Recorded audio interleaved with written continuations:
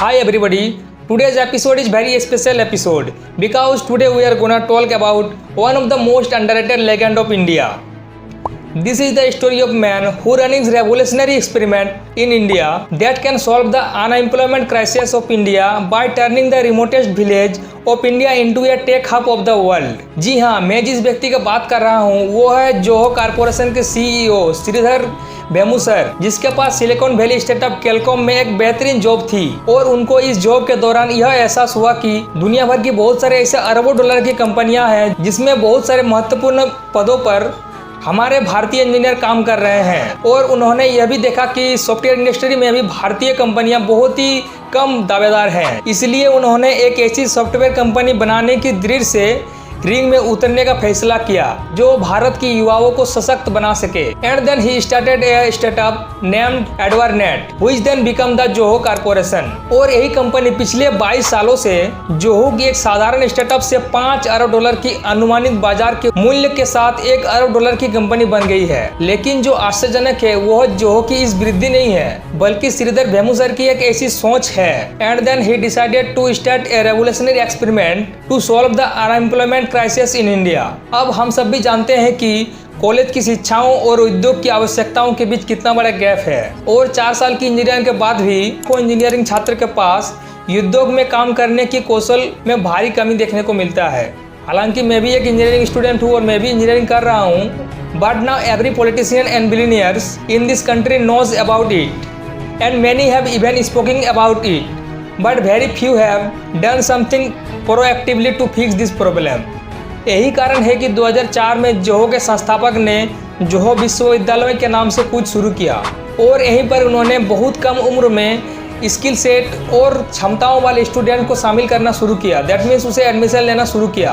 Now what is unique about the system is that instead of asking for fees and donation for the student Zoho pays the student to stipend of 10,000 per month throughout the tenure of 2 years कोर्स। और इतना ही नहीं, इस व्यापक प्रशिक्षण में छात्रों को गणित, अंग्रेजी, प्रोग्रामिंग और कई अन्य सारे विषयों को भी सिखाया जाता है जो एक सामान्य बच्चों को रोजगार और योग्य उम्मीदवार बनाने के लिए आवश्यक होती है। और सबसे कमाल की बात यही है कि इस कोर्स को समाप्त करने के बाद जो कंपनी ही इसे एक अच्छी पैकेज के साथ अपने ही कंपनी में भर्ती कर लेता है। And through this job this students get the golden opportunity to uplift their family from the all economics challengers forever.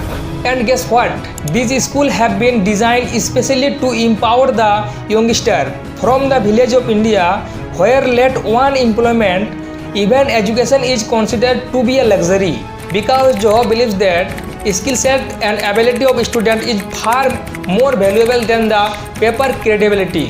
और इस जोहो सिस्टम की सबसे अविश्वसनीय सफलता की कहानी में से एक अब्दुल अलीम नाम का एक लड़का है जो जोहो में 12 घंटा की शिफ्ट में सिक्योरिटी गार्ड का काम करता था।